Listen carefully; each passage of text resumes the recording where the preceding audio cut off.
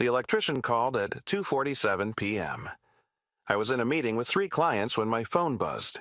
Diego Vasquez, the guy I'd hired to fix the flickering light in my late wife's office.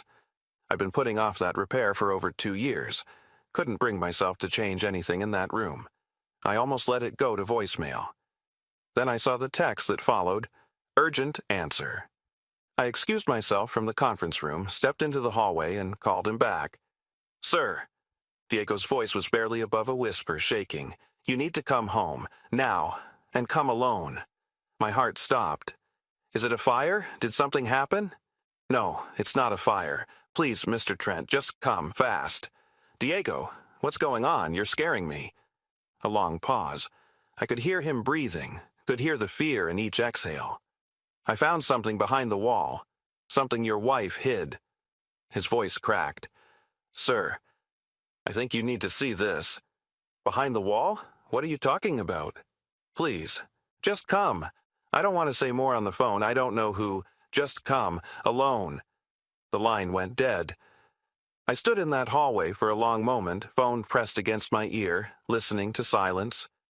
My wife had been dead for over 2 years. She had died in a car accident, brake failure on a mountain road.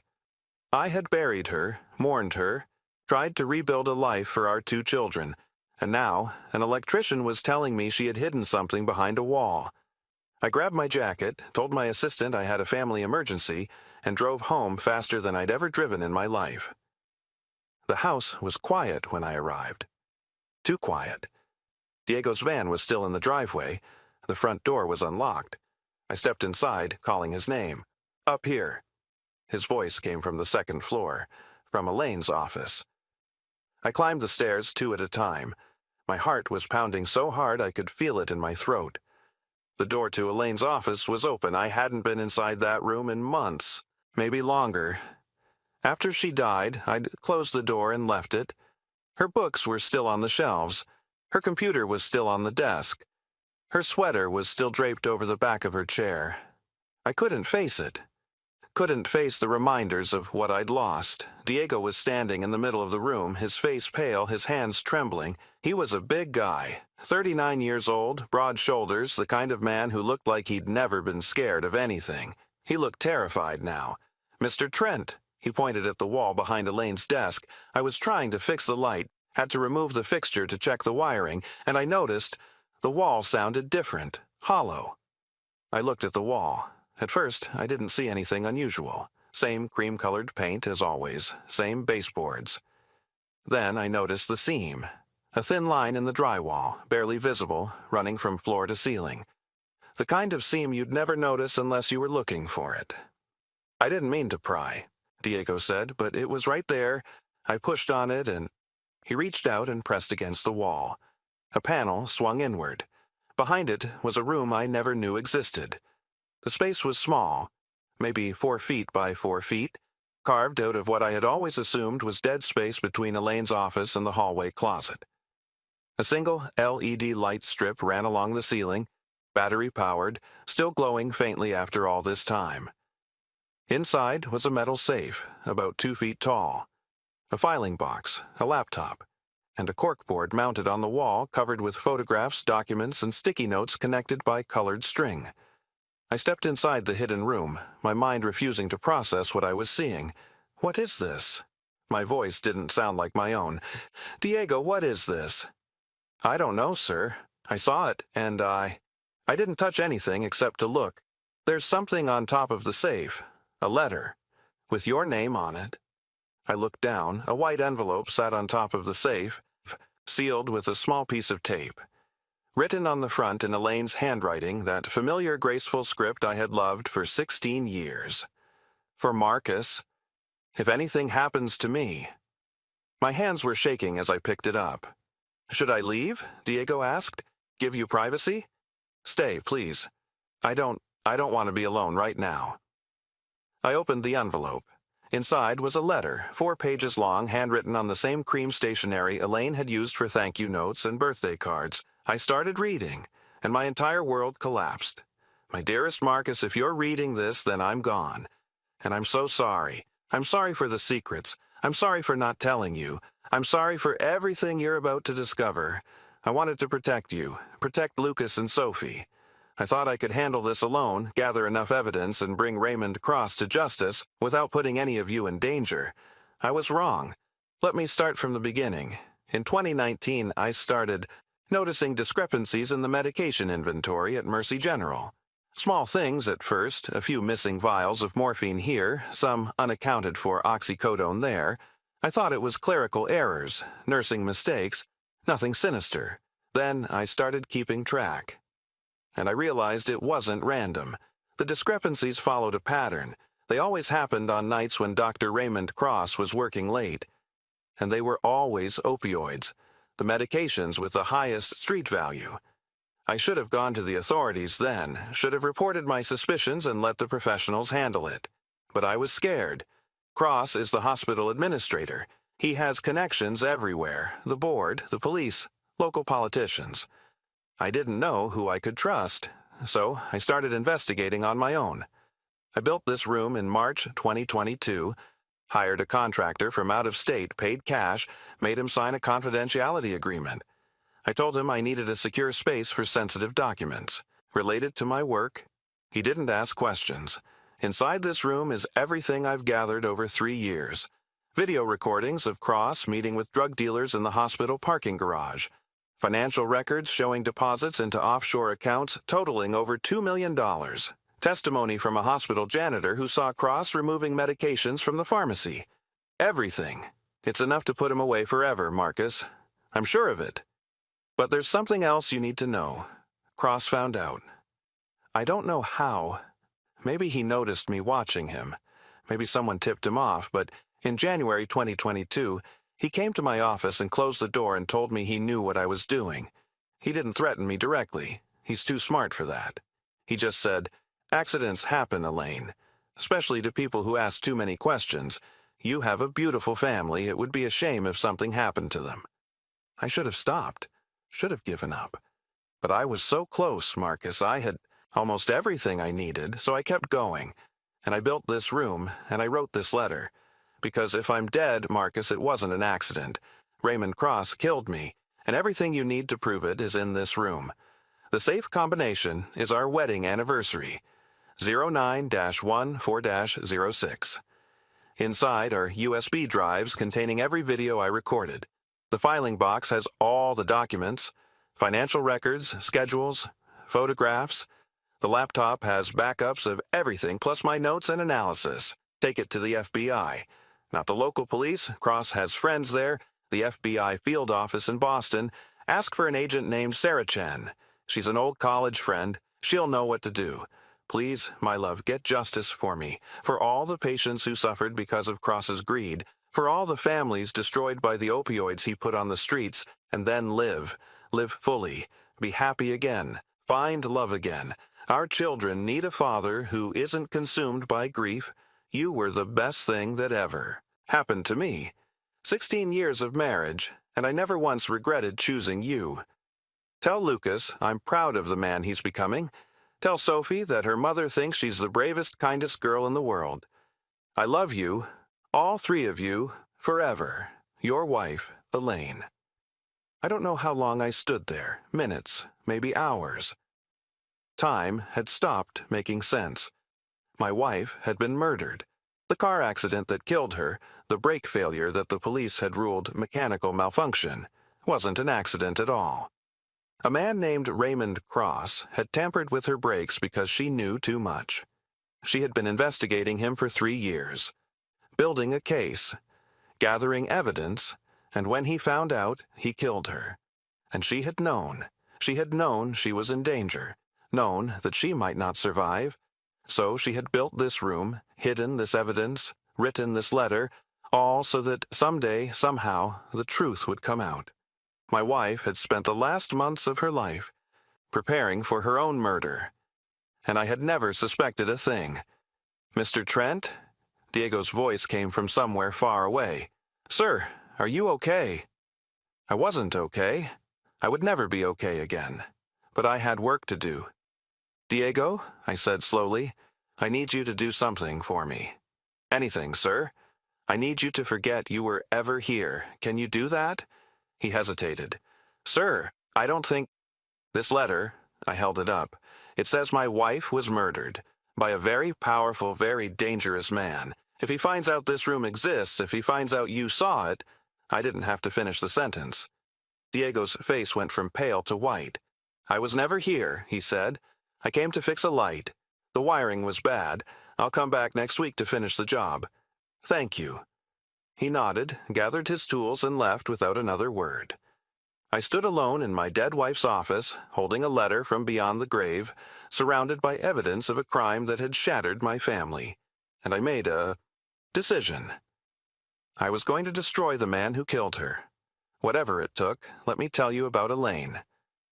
We met in 2004 at a coffee shop near Boston University. I was 26, just starting my career in financial consulting. She was 24, in nursing school, working part-time as a barista. I ordered a black coffee. She wrote her phone number on the cup. We were married 2 years later. Elaine was everything I wasn't. Warm where I was reserved, spontaneous where I was planned. She had a laugh that could fill a room and a heart that seemed to have no limits. She became a pediatric nurse because she couldn't imagine doing anything else. Kids don't pretend, she used to say. They're honest in a way adults forget how to be. Lucas came along in 2008, Sophie in 2011. Watching Elaine become a mother was like watching someone step into the role they were born to play. She was patient, playful, fiercely protective. She read bedtime stories in different voices. She made pancakes shaped like animals on Saturday mornings. She never missed a school play or a soccer game. She was the center of our family, the sun around which we all orbited. In 2015, she got a job at Mercy General Hospital, working in the pediatric ward.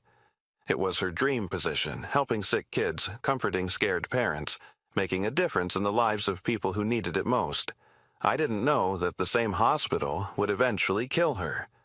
The morning of June 15th, 2022, started like any other morning. Elaine made breakfast, kissed Lucas and Sophie goodbye, told me she loved me. Then she got in her car and drove to work. She never made it. The police said her brakes failed on a mountain road about 10 miles from the hospital. Her car went through a guardrail and fell 200 feet into a ravine. She was pronounced dead at the scene. I remember the call. Remember the officer's voice, professional and detached, telling me my wife was gone. Remember Lucas asking why. I was crying. Remember Sophie screaming when she found out. I remember the funeral, the casket, the dirt falling on polished wood. I remember the months that followed, the grief, the emptiness, the struggle to hold my family together while I was falling apart. What I didn't remember was ever questioning the police report. Brake failure, mechanical malfunction, a tragic accident. I accepted it because I had no reason not to, because the alternative was too horrible to consider. But Elaine had considered it. She had known, long before that morning, that someone was trying to kill her. And she had prepared. She had spent the last months of her life building a case against her murderer. And I had never noticed. The safe combination was our wedding anniversary, just like the letter said. September 14th, 2006. Inside were 47 USB drives, each labeled with a date and a brief description. Cross-meeting dealer, parking garage, March 2021. Cross-removing meds from pharmacy, April 2021. Cross-threatening Dr. Patterson, July 2021. Cross with cash payment, September 2021. And on and on. 3 years of evidence, meticulously collected, carefully preserved. The filing box contained documents, photocopies of inventory records showing the discrepancies Elaine had noticed, financial statements from offshore banks somehow obtained, showing deposits that Cross couldn't explain through legitimate income, photographs of Cross with known drug dealers taken from Elaine's car in the hospital parking lot, a hand-drawn timeline connecting everything together. The laptop was encrypted, but the password was the same as everything else Elaine used, our kids' birthdays, back to back. 11-15-08-03-2-11. Inside were folders organized by year, by subject, by level of importance. Notes in Elaine's voice, dictated and transcribed. October 14th, 2021. Cross met with a man in a gray sedan today. I couldn't see his face clearly, but I got his license plate. The meeting lasted about 10 minutes. Cross handed him a small bag, probably pills. The man handed Cross an envelope. November 3rd, 2021. The inventory report for last month shows 127 units of oxycodone missing. That's nearly twice the average discrepancy. Cross is getting bolder. I need to move faster. January 9th, 2022. Cross came to my office today, closed the door, told me I should be careful. Said accidents happen to people who ask too many questions. He mentioned Marcus and the kids by name. I think he's going to make a move soon. I need to finish building the room. I read for hours, watched the videos on the USB drives, saw Raymond Cross, a man I had met at hospital events, a man who had attended Elaine's funeral, a man who had shaken my hand and said he was so sorry for your loss, meeting with drug dealers, counting cash, removing medications from locked cabinets. I saw my wife, brave and brilliant, documenting everything with the patience and precision of a scientist. And I saw the evidence that would put her killer behind bars forever. I didn't call the local police. Elaine's letter had been clear. Cross had friends there. Instead, I called the FBI field office in Boston and asked for Agent Sarah Chen. It took 3 days to get through to her. When I finally did, when I explained who I was and why I was calling, there was a long silence on the other end of the line. "Elaine," Sarah said softly. I had no idea. She reached out to me once, about 2 years ago. Said she had information about some irregularities at her hospital. Asked if she could trust me. I said yes, and then I never heard from her again. She's dead. She died in what looked like an accident. But I found evidence that suggests it was murder. What kind of evidence? Enough to bring down a hospital administrator who's been stealing opioids and selling them on the street. Enough to prove he killed my wife to protect himself. Another pause. Then, "Mr. Trent, I'm going to need you to bring me everything you have. Can you come to Boston tomorrow? I'll be there in the morning. And Mr. Trent, don't tell anyone about this. Not your family, not your friends, not your lawyer. If what you're saying is true, this man has already killed once to protect himself. He'll do it again." I thought about Lucas and Sophie. Thought about what Cross had said to Elaine. "You have a beautiful family. It would be a shame if something happened to them." I understand. Good. I'll see you tomorrow. I hung up, packed the USB drives, the documents, the laptop into a duffel bag, and I drove to Boston. The FBI took the case seriously. More seriously than I had expected. Agent Chen assembled a task force within a week. They analyzed the videos, verified the documents, traced the financial records. They interviewed the hospital janitor who Elaine had mentioned in her notes, a man named Alberto Reyes, who had been fired shortly after Elaine's death on trumped-up charges. Alberto confirmed everything. He had seen Cross removing medications, had been too scared to report it, had been fired when Cross suspected he might talk.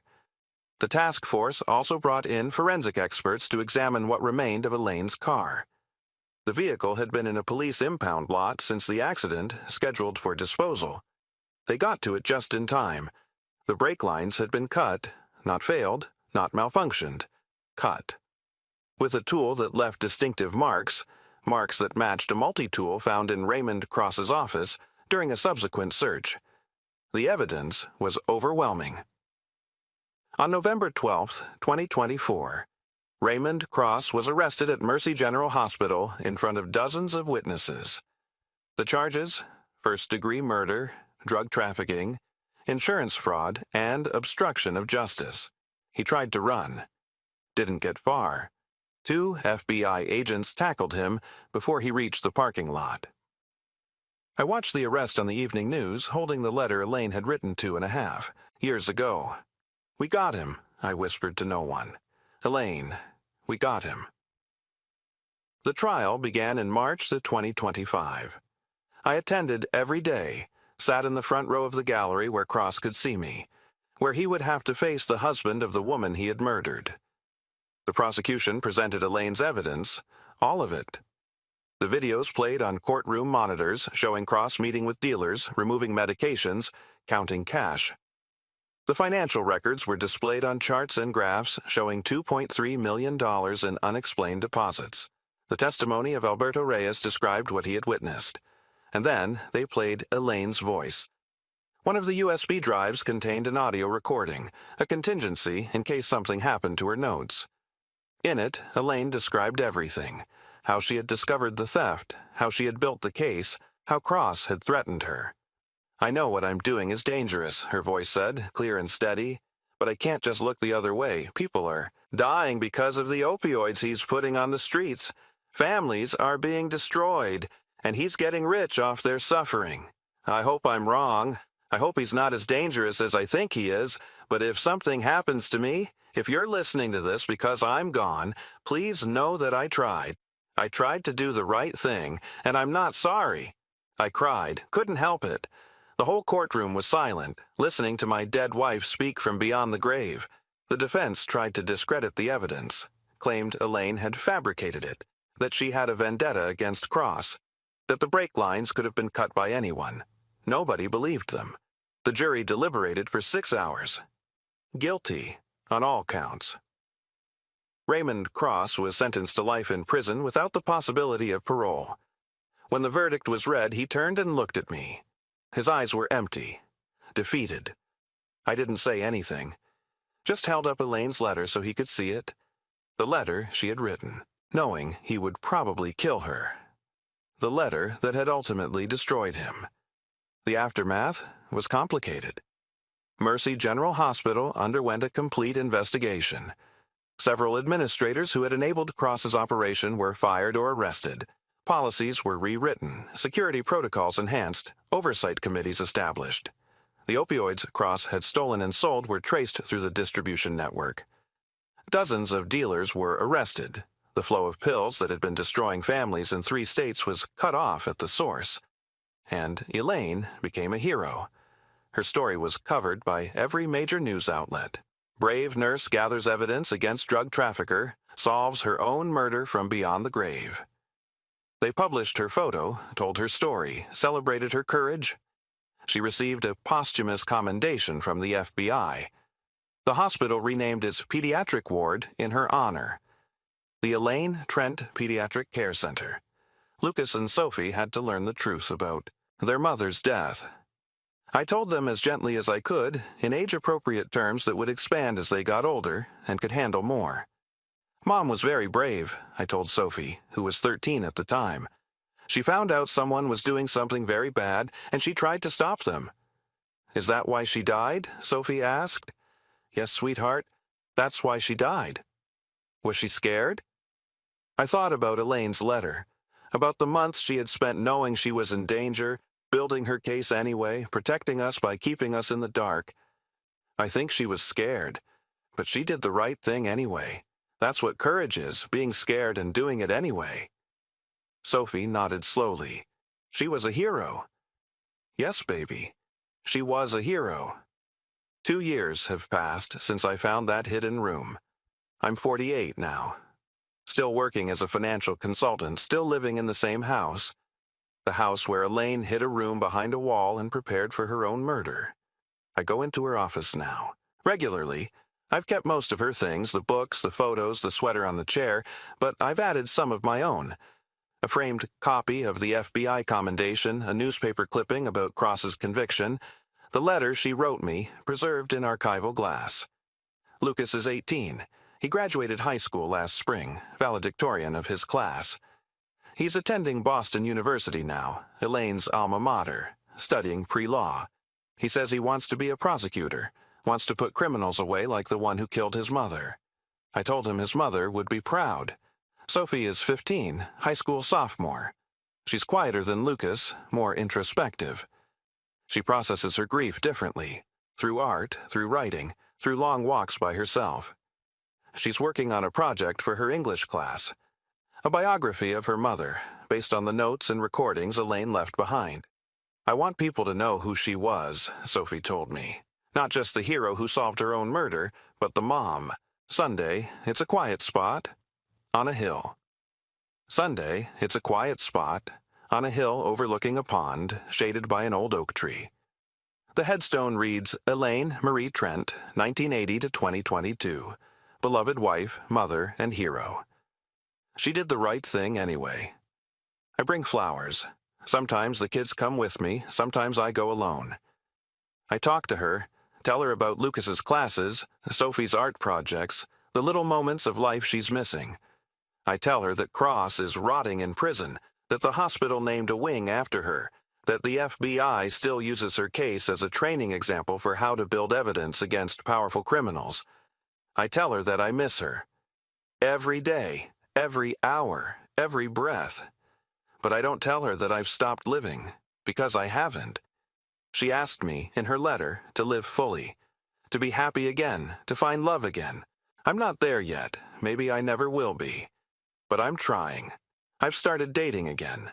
Tentatively, awkwardly, with all the grace of a man who hasn't been single in 2 decades. There's a woman at work, a colleague named Rebecca, who makes me laugh in a way I thought I'd forgotten how to laugh. We've had dinner twice, nothing serious. But it's something. Elaine would approve, I think. She wasn't the jealous type. She was the type who wanted the people she loved to be happy, whatever that took, even if it meant moving on after she was gone. I still have questions. Things I'll never know. Things the evidence didn't reveal. How long did she know? When did she realize that Cross was going to kill her? Was there a moment when she accepted it, when she stopped hoping for escape and started planning for aftermath? Did she think about telling me? Did she write drafts of the letter that were more detailed, more desperate, more afraid? Did she delete them, rewrite them, polish them, until they were as calm and steady as the final version? What was she thinking that last morning? When she kissed me goodbye, when she hugged the kids, when she got in the car that would become her coffin, did she know? Did she suspect? I'll never have answers. The dead don't speak except in letters left behind. But I choose to believe that her last morning was a good one. That the kiss was real. That the hug was warm. That she drove toward work believing she might actually survive. That's the version I hold on to. It's the only version I can bear. Diego Vasquez came back last year to finish fixing the light. I paid him triple his normal rate. Told him the official story. My wife had left some personal documents hidden in the wall, nothing sinister, just a quirk of her personality. He didn't believe me, of course. He had seen the corkboard with its photos and string, had felt the weight of what we'd discovered. But he nodded, accepted the payment, and never spoke of it. Again. Good man, Diego. The kind of man who knows when to keep his mouth shut. The hidden room is empty now. The evidence is with the FBI, permanently archived. The safe has been removed, the filing box donated to a museum exhibit about the opioid crisis. The laptop sits in my closet, wiped clean but preserved. I sealed the room back up. Had a contractor rebuild the wall, repaint it, make it look like nothing had ever been there. But I know it's there, behind the wall. A hollow space where my wife's secrets used to live. Sometimes I put my hand against the wall and close my eyes. Try to feel her presence. Try to imagine her standing in that tiny room, organizing her evidence, writing her letter, preparing for a future she hoped would never come. She was so brave, braver than I ever knew, braver than I could ever be. If you're watching this, I want you to know something. The people we love don't always tell us everything. They keep secrets, sometimes to protect us. Ultimately killed her. I wish she had told her ultimately killed her. I wish she had told me. Wish she had trusted me enough to share the burden. Maybe I could have helped. Maybe we could have faced it together, but I understand why she didn't. She was trying to protect us, trying to keep her family safe from a danger she had stumbled into. She made a choice, the wrong choice maybe, but a loving one. I can't be angry at her for that. I can only be grateful for the time we had, the 16 years of marriage, the 2 beautiful children, the love that was real even when the truth was hidden, and I can honor her memory by living the life she wanted for me. Fully, happily, without being consumed by grief. That's what she asked. That's what I'm trying to give her. It's Sunday morning now. Lucas is home from college for the weekend. Sophie is finishing her biography project at the kitchen table. The house smells like coffee and maple syrup. In an hour, we'll drive to the cemetery, place flowers on Elaine's grave, tell her about our week. Then we'll come home and have lunch and watch a movie and be a family. Not the family we were. Never that family again, but a family nonetheless. Damaged, yes. Scarred, certainly, but intact. Because of a woman who built a hidden room and prepared for her own murder. Because of a letter that began, "If you're reading this, then I'm gone." Because of love that transcended death. Thank you for listening. Share this with someone who needs to hear it. Someone who has lost a loved one and wonders what secrets they might have kept. Someone who is carrying a burden alone and needs to know it's okay to ask for help. Someone who is fighting a battle in silence and needs to be reminded that they're not alone. You're not alone. You're never alone. And the people who love you, they want to help. They want to share your burdens. They want to stand beside you, whatever you're facing. Let them, please, before it's too late. The light in Elaine's office doesn't flicker anymore. Diego fixed it. Replaced the wiring, installed a new fixture. The room is bright now, steady, warm. Sometimes I imagine it was her, the flickering, her way of reaching out after 2 years of silence, her way of saying, "Look closer, there's something you need to find." I don't really believe in ghosts. Don't believe the dead can communicate with the living through faulty electrical wiring. But I believe in love. And I believe that love sometimes finds a way. Elaine's love found a way. Through a hidden room and a letter and an electrician who noticed a seam in the wall. Her love reached across 2 years of death and brought a murderer to justice. Her love saved me, saved our family, gave us closure, understanding, peace. That's what love does. It endures, even when everything else falls apart. I'm standing at the window now, watching Lucas and Sophie load the car for our trip to the cemetery. Lucas is carrying the flowers. White roses, Elaine's favorite. Sophie is holding the letter, the one she wrote to her mother as part of her biography project. She wants to read it at the graveside. They're good kids. Strong kids. Kids who have been through hell and come out the other side. Their mother would be so proud. I grab my jacket, check my pocket for the letter I always carry. Elaine's letter, the one that started everything. Then I walk out the door to join my children. The sun is shining. The air is crisp and clean. And somewhere, I like to think, Elaine is watching. Proud of the man I've become. Proud of the family we've raised. At peace, at last. We got him, Elaine. We got him. Rest now. You've earned it.